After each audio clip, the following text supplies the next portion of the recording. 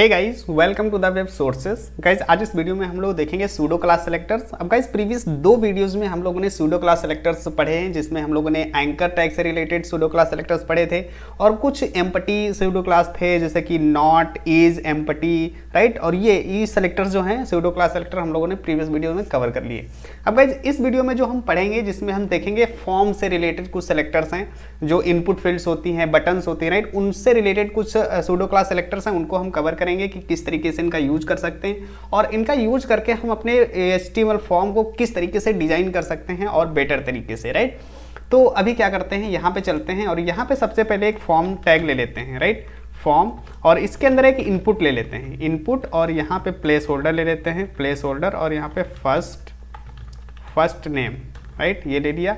और इसके बाद यहाँ पे हम कुछ ब्रेक टैग भी लगा देते हैं, ब्रेक टैग, ओके।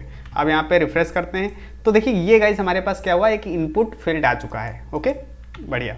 तो अब क्या करते हैं, यहाँ पे चलते हैं और यहाँ पे सबसे पहला जो हमारा सेलेक्टर है वो फोकस है। देखिए फोकस का मतलब सिंपल सा ये होता है कि ये एक इनपुट फील्ड है, ठीक है। अब जैसे ही इस पर हम क्या करेंगे, इस पर क्लिक करते हैं तो ये क्या किया, मैंने इस इनपुट फील्ड पे फोकस किया हुआ है, ठीक है। बाहर करते अनफोकस हो गया, इस पे करते फोकस हो गया, राइट। तो ये सिंपल सा मतलब है।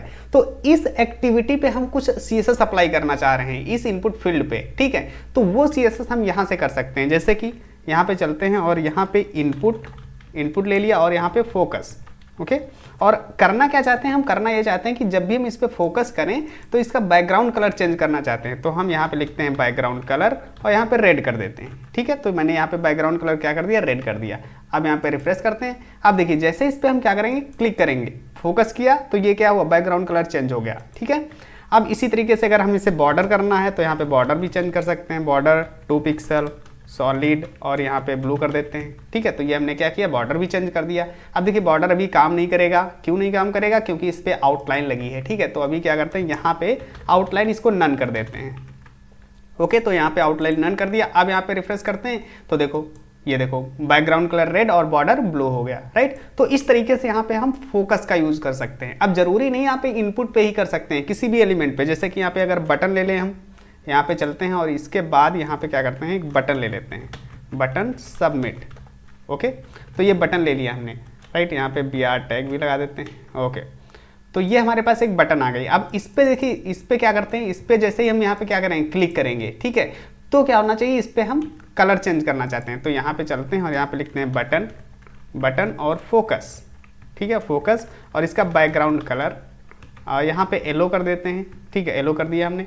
अब देखिए यहाँ पे चलते हैं और अब जैसे इस पर क्लिक करेंगे, ये देखो, देख रहे हो ये क्या हुआ, इस पर फोकस करने पे इसका कलर जो है यहाँ पे चेंज हो जा रहा है, देख रहे हो। तो ये होता है हमारा यहाँ पे फोकस का यूज, ओके। तो अभी क्या करते हैं, इसको अभी कमेंट कर देते हैं और नेक्स्ट हमारा सेलेक्टर जो है वो है हमारा फोकस विजिबल। अब देखिए फोकस विजिबल जो है और फोकस, इन दोनों में पहले डिफरेंस समझते हैं।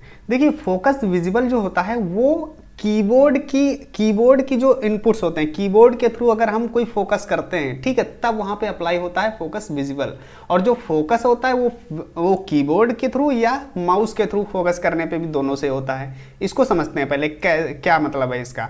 देखिए अभी यहाँ पे हमारे पास क्या, 2 इनपुट हैं, ठीक है। तो अभी क्या करते हैं, यहाँ पे चलते हैं और यहाँ पे हम बटन को टारगेट करते हैं, बटन, ठीक है, और यहाँ पे लिखते हैं फोकस विजिबल, ठीक है, फोकस विजिबल। और यहाँ पे बैकग्राउंड कलर यहाँ पे रेड कर देते हैं, ठीक है, बैकग्राउंड कलर यहाँ पे रेड कर दिया। अब यहाँ पे रिफ्रेश करते हैं। देखिए अब क्या हो रहा है, जैसे इस पे क्लिक कर रहे हैं, देखिए कुछ हो रहा है, नहीं हो रहा है, जबकि मैंने यहाँ पे बटन पे लगाया हुआ है फोकस विजिबल।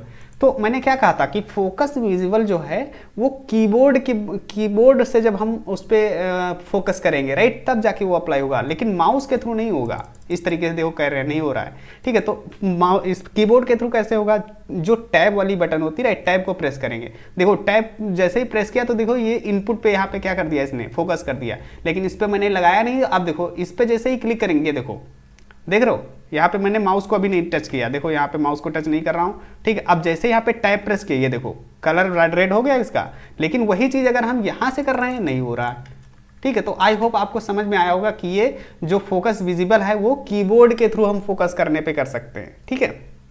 लेकिन एक बात और ध्यान रखना कि जो इनपुट है वो दोनों से काम करता है, ठीक है, वो यहाँ पे अप्लाई नहीं करता। जैसे यहाँ पे इनपुट करें, इनपुट ऑफ फोकस विजिबल, ठीक है, यहाँ पे कर देते हैं और यहाँ पे बैकग्राउंड कलर और यहाँ पे हम कर देते हैं जैसे ग्रीन, ठीक है, येलो येलो कर दिया हमने, ठीक है। और अब यहाँ पे चलते हैं, रिफ्रेश करते हैं, तो देखो अब यहाँ पे करते हैं, देखो ये तो माउस से भी हो गया, ठीक है। और अगर कीबोर्ड से भी, नहीं देखो कीबोर्ड से भी हो रहा है, ये देखो, देख रहे हो इस तरीके से। तो ये इनपुट जो होता है वो दोनों से काम करता है, जो फोकस होता है उससे भी और फोकस विजिबल से। लेकिन अदर एलिमेंट जैसे यहाँ पे बटन हो गया, एंकर हो गया, राइट, वो किससे काम करते हैं, वो यहाँ पे फोकस विजिबल, मतलब अगर हम कीबोर्ड की बटन से हम यहाँ पे करेंगे तो तब यहाँ पे काम करेगा, ठीक है, अदरवाइज यहाँ पे ये काम नहीं करेगा। देखो, देख रहे हो, तो ये दोनों में डिफरेंस होता है, फोकस विजिबल और फोकस में। तो आई होप ये समझ में आया होगा आपको। तो अब यहाँ पे क्या करते हैं, इसको हम कमेंट कर देते हैं। अब नेक्स्ट हमारा यहाँ पे फोकस विद इन। देखिए फोकस विद इन का काम ये होता है कि जो हमारा पास ये इनपुट्स हैं, ठीक है, और इनपुट्स के बाद यहाँ पे जो फॉर्म है, ठीक है, तो फॉर्म कैसे काम कर रहा है, फॉर्म एक पेरेंट की तरह काम कर रहा है और जो इनपुट बटन है ये एक चाइल्ड की तरह काम कर रहे हैं, ठीक है। तो अगर हम कोई चाइल्ड पे, ये जो चाइल्ड है इन पे हम फोकस करेंगे तो स्टाइल किस पे अप्लाई होगी, ये वाले जो फॉर्म है उस पर अप्लाई होगा, ठीक है। तो अभी क्या कर लेते हैं, यहाँ पे क्लास ले लेते हैं और यहाँ पे लेते हैं फॉर्म, ठीक है, ये हमने कर लिया फॉर्म।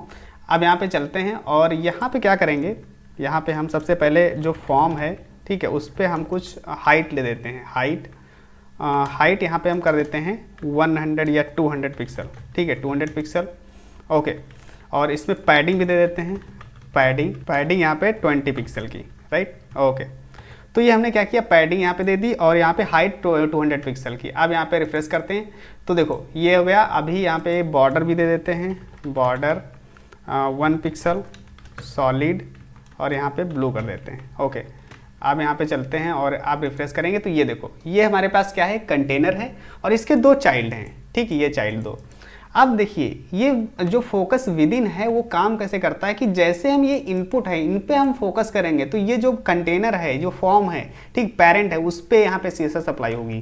कैसे होगी वो देखते हैं। तो यहाँ पे क्या है, फॉर्म क्लास ले देते हैं और इस पर फोकस विद इन, ठीक है, फोकस विद इन किया।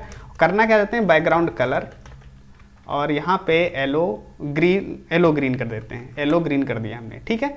तो हमने क्या किया कि जो ये चाइल्ड हैं हमारे इनपुट और बटन, इन पे जब फोकस करेंगे तो जो ये फॉर्म है, ठीक है, जो कंटेनर जो पेरेंट है उस पर अप्लाई होना चाहिए। रिफ्रेश करते हैं, अब देखिए जैसे इस पर करते हैं, ये देखो, देख रहे हो, इससे बटन पे करते हैं, ये देखो, लेकिन बाहर यहाँ पे कर रहे हैं, देखो नहीं हो रहा है, ठीक है। लेकिन जो चाइल्ड है उन पे जैसे हम करेंगे, ठीक है, वैसे वहाँ पे अप्लाई करेगा, ये देखो, देख रहे हो, इस तरीके से। तो ये सिंपल सा काम होता है इसका, जो फोकस विद इन है, ओके। तो आई होप ये जो फोकस विद इन आपको समझ में आया होगा, ओके। तो अभी इसको कमेंट कर देते हैं। अब यहाँ पे नेक्स्ट है हमारा चेक्ड। देखिए चेक्ड का क्या मतलब है, चेक्ड का मतलब यहाँ पे एक हम क्या करते हैं, सबसे पहले एक इनपुट ले लेते हैं, इनपुट और चेक्ड, ठीक है। और यहाँ पे कुछ लेते हैं सब्जेक्ट ले लिया हमने, ठीक है। और यहाँ पे हम कर लेते हैं जैसे जावा, ओके। और एक बार और यहाँ पे कर लेते हैं और यहाँ पे ले लेते हैं CSS, ओके। यहाँ पे BR, ओके। तो हमने क्या किया, यहाँ पे 2 इनपुट फील्ड ले लिए जिसमें चेक बॉक्स टाइप ले लिया और यहाँ पे जावा CSS। अभी यहाँ पे रिफ्रेश करते हैं तो ये हमारे पास 2 क्या आ गए, यहाँ पे बॉक्सेस आ गए, ठीक है, ओके। अब देखो यहाँ पे हम चेक कर रहे हैं तो ये चेक है, ये अनचेक है, ओके। तो इसका क्या मतलब है, ये जो सेलेक्टर है हमारा चेक्ड, इसका मतलब है कि जो भी इनपुट चेक्ड है उस पर CSS अप्लाई करो। देखो मैंने क्या किया, ये अनचेक है, इस पर चेक किया, तो ये जब चेक है तो इस पर CSS अप्लाई हो जानी चाहिए, ठीक है। ये सिंपल सा मतलब है। तो करके देखते हैं। तो यहाँ पे क्या करेंगे, इनपुट, ओके, और यहाँ पे करते हैं चेक्ड, ओके। और अब यहाँ पे जैसे कि यहाँ पे करते हैं विड्थ यहाँ पे 40 पिक्सल, ओके। और यहाँ पे हाइट भी इसकी क्या करते हैं 40 पिक्सल, राइट। और अब यहाँ पे रिफ्रेश करते हैं, ओके, ये चीज़। तो देख रहे हो यहाँ पे ये चेक्ड था, राइट, और चेक था, उस पर क्या हुआ, ये CSS अप्लाई हो गई, इसके जो विड्थ और हाइट थी वो बढ़ चुकी है। अब इसको अनचेक कर देते हैं, ये देखो नॉर्मल हो गया। चेक करते हैं, ये देखो इस पर चेक करते हैं, ये भी बढ़ गया, देख रहे हो। तो इस तरीके से काम कर रहा है कि मतलब जो इनपुट यहाँ पे चेक्ड होंगी, ठीक, उसी पे ये CSS अप्लाई करेगा, राइट। तो आई होप ये चेक्ड आपको समझ में आया होगा किस तरीके से काम कर रहा है, देख रहे हो, ये चीज़, राइट। तो ये चेक्ड, ओके। अब यहाँ पे नेक्स्ट हमारा है डिफ़ॉल्ट। देखिए अब डिफ़ॉल्ट कैसे काम करता है, देखिए यहाँ पे क्या करते हैं, अभी इसको कमेंट करते हैं, ठीक है। अभी यहाँ पे ये नॉर्मल है, ठीक है। अब देखिए डिफ़ॉल्ट का क्या मतलब, डिफ़ॉल्ट का मतलब क्या होता है पहले ये समझते हैं। तो डिफ़ॉल्ट का मतलब होता है पहले से ही कुछ CSS अप्लाई, वो कोई एक्टिविटी परफॉर्म हो रही हो, जैसे कि देखो यहाँ पे क्या है, यहाँ पे ये है। अब जैसे यहाँ पे हम जब इस पर क्लिक कर रहे हैं तब चेक अनचेक हो रहा है, ठीक है। लेकिन क्या हो कि ये पहले जैसे हम पेज रिफ्रेश करें वैसे ही वो चेक्ड हो, ठीक है, तो उसे कहते हैं डिफ़ॉल्ट। वो करके दिखाते हैं आपको। यहाँ पे जैसे है तो जावा को हम क्या करते हैं, यहाँ पे चेक्ड कर देते हैं, ये चेक्ड है, तो ये क्या हो गया, ये एक डिफ़ॉल्ट हो गया। डिफ़ॉल्ट फंक्शनैलिटी इस पर ऐड कर दी चेक्ड की। तो अब यहाँ पे देखो रिफ्रेश करेंगे तो ये देखो चेक्ड हो गया।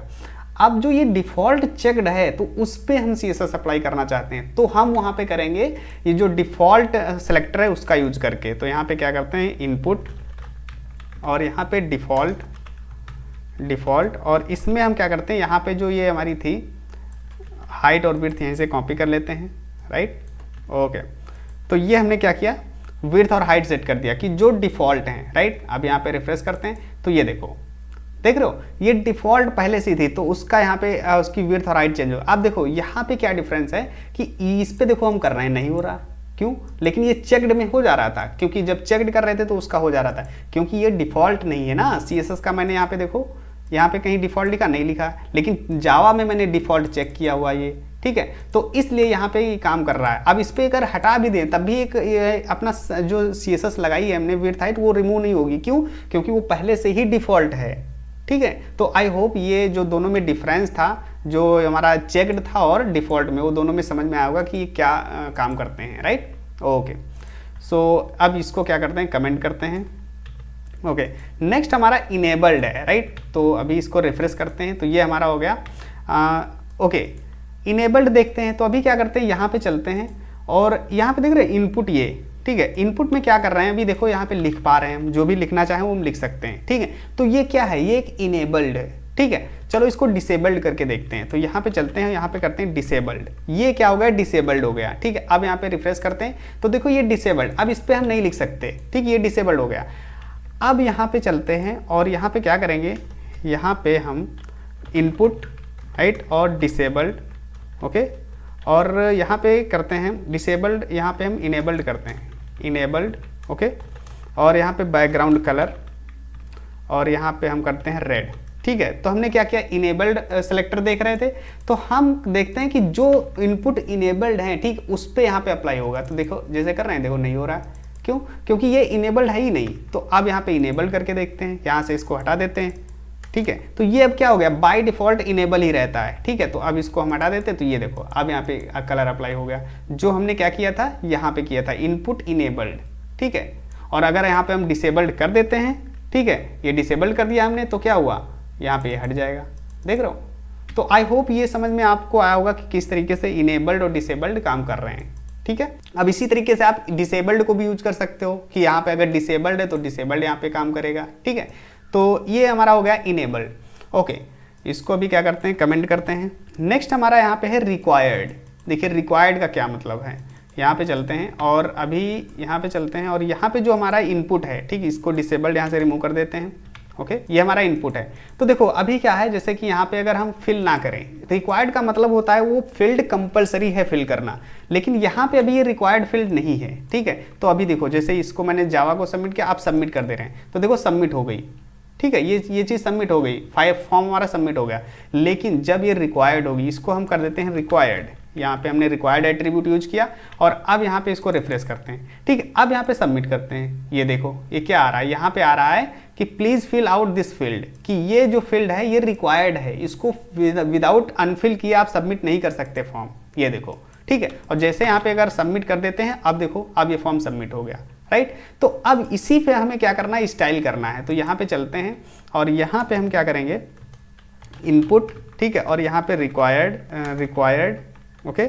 और अब इसमें हम बैकग्राउंड कलर यहाँ पे क्या करते हैं, येलो कर देते हैं, ठीक है, येलो कर दिया हमने, ओके। अब यहाँ पे रिफ्रेश करते हैं तो देखो देख लो ये रिक्वायर्ड फिल है, इसलिए इसने क्या किया, यहाँ पे कलर कर दिया। इसका हम बॉर्डर चेंज कर सकते हैं, जैसे कि यहाँ पे चलते हैं बॉर्डर 2 पिक्सल सॉलिड और यहाँ पे हम ब्लू कर देते हैं, ठीक है। और यहाँ पे आउटलाइन नन कर देते हैं, ओके। तो अब देखो यहाँ पे देख रहे हो कि ये क्या है, ये एक रिक्वायर्ड फील्ड है। तो रिक्वायर्ड फील्ड पे हम क्या कर सकते हैं, यहाँ पे कलर अप्लाई कर सकते हैं, राइट। अब यहाँ पे चलते हैं, अगर इसको रिक्वायर्ड को हटा देते हैं, ठीक है, और अब यहाँ पे चलते हैं तो ये देखो ये रिक्वायर्ड नहीं है, ठीक है। तो आई हो आपको समझ में आया होगा कि किस तरीके से ये रिक्वायर्ड और ये अनरिक्वायर्ड जो है काम कर रहे हैं, राइट। ओके, सो इसको कमेंट करते हैं। और अब यहाँ पे नेक्स्ट हमारी दो एट्रीब्यूट्स हैं, वैलिड और इनवैलिड। ये बहुत इंटरेस्टिंग सेलेक्टर्स हैं, इनको देखते हैं। तो देखो अभी क्या करते हैं, यहाँ पे एक फील्ड और ले लेते हैं। यहाँ पे क्या करते हैं, इनपुट, ओके, और यहाँ पे ईमेल ले लेते हैं, एक ईमेल, ओके, और प्लेस होल्डर ईमेल, ओके, यहाँ पे BR टैग भी लगा देते हैं। और अब रिफ्रेश करते हैं तो ये हमारे पास क्या है कि ईमेल आ चुकी है, ठीक है। ओके, अब देखो, आप देखिए क्या करते हैं, जैसे कि यहाँ पे ईमेल जैसे यहाँ पे एंटर कर रहे हैं, ठीक है। अब यहाँ करते हैं तो ये देखो बता रहा है please include @email right something, मतलब ये ईमेल जो है इनवैलिड है, ठीक है, वैलिड नहीं है, ठीक है। और अगर हम यहाँ पे इनवैलिड @gmail.com ऐसे लिखते हैं तो ये वैलिड है, ठीक है। तो इन चीज़ों पे अगर हमें स्टाइल अप्लाई करनी कि जब वैलिड हो तब ये इनपुट कैसे बिहेव करना चाहिए, और वैलिड हो इनवैलिड हो तब कैसे बिहेव करना चाहिए, राइट। तो वो चीज़ करने के लिए हम यहाँ पे चलते हैं और यहाँ पे क्या करेंगे, पहले वैलिड में देखते हैं। तो वैलिड इनपुट, राइट, और यहाँ पे वैलिड और वैलिड में हम क्या करना चाहते हैं, बॉर्डर 2 पिक्सल सॉलिड, और इसका हम क्या करते हैं, ग्रीन करना चाहते हैं, ग्रीन, येलो ग्रीन कर देते हैं। तो मैंने क्या किया, यहाँ पे बॉर्डर जो है इसका येलो ग्रीन कर दिया। अब यहाँ पे रिफ्रेश करते हैं तो ये देखो जितनी भी वैलिड चीज़ें हैं, ठीक है, उस पर क्या हो गया, ये कलर क्या हो गया, अप्लाई हो गया, ठीक है। इसमें आउटलाइन हम नन कर देते हैं, आउटलाइन नन, ओके। तो ये चीज़ हो गया, ठीक है। अब जैसे कि अभी यहाँ पे क्या करते हैं, यहाँ पे जैसे यहाँ पे लिखते हैं, देखो यहाँ पे कलर क्या हो गया, चेंज हो रहा है, मतलब ये अभी वैलिड नहीं है। और जैसे @ लगाएंगे Gmail, ये देखो, ठीक है, ये वैलिड हो गई, ठीक। अब ये वैलिड है यहाँ पे, ठीक है। अगर यहाँ से इसको हटा दें, ये देखो ये वैलिड नहीं रही, ठीक है। तो इस तरीके से ये काम कर रहा है कि मतलब जो इनपुट फील्ड हम ले रहे हैं, राइट, उसमें जो वैल्यू है वो वैलिड है या नहीं है, ठीक है। तो यहाँ पे हम उसका फॉर्मेट वैलिड है या नहीं है, ठीक है, तब वहाँ पे ये CSS अप्लाई होगी। अब इसी तरीके से हम क्या कर सकते हैं, यहाँ से कॉपी करके इनवैलिड में भी अप्लाई कर सकते हैं। ये जो इनवैलिड है यहाँ पे लिखते हैं इनवैलिड, ठीक है, इनवैलिड, और इसमें कलर हम क्या करते हैं, रेड कर देते हैं, ठीक है, ये रेड कर दिया। आप देखो, ठीक है। अब जैसे यहाँ पे क्या करते हैं, संतोष, ठीक है, ये देखो अभी इनवैलिड है तो कलर क्या आ रहा है, रेड आ रहा है, ठीक है। @gmail, अब देखो ये वैलिड है, अब इनवैलिड हो गई, ठीक है, अब यहाँ पे वैलिड है, राइट। तो इस तरीके से यहाँ पे देख रहे हो किस तरीके से यहाँ पे अपने फॉर्म को और अट्रैक्टिव बना सकते हैं, और प्रॉपर तरीके से हम यहाँ पे डिजाइन कर सकते हैं अपने फॉर्म को इन सेलेक्टर्स का यूज करके, राइट। तो आई होप आपको समझ में आया होगा कि किस तरीके से काम कर रहे हैं इनवैलिड और वैलिड। अगर कोई भी प्रॉब्लम होती है गाइज इन सेलेक्टर्स को सीखने में, या कोई भी सेलेक्टर आपको समझ में नहीं आया है, तो गाइज कमेंट सेक्शन में जरूर बताइएगा। Thank you so much for watching the videos, see you in the next video guys, take care.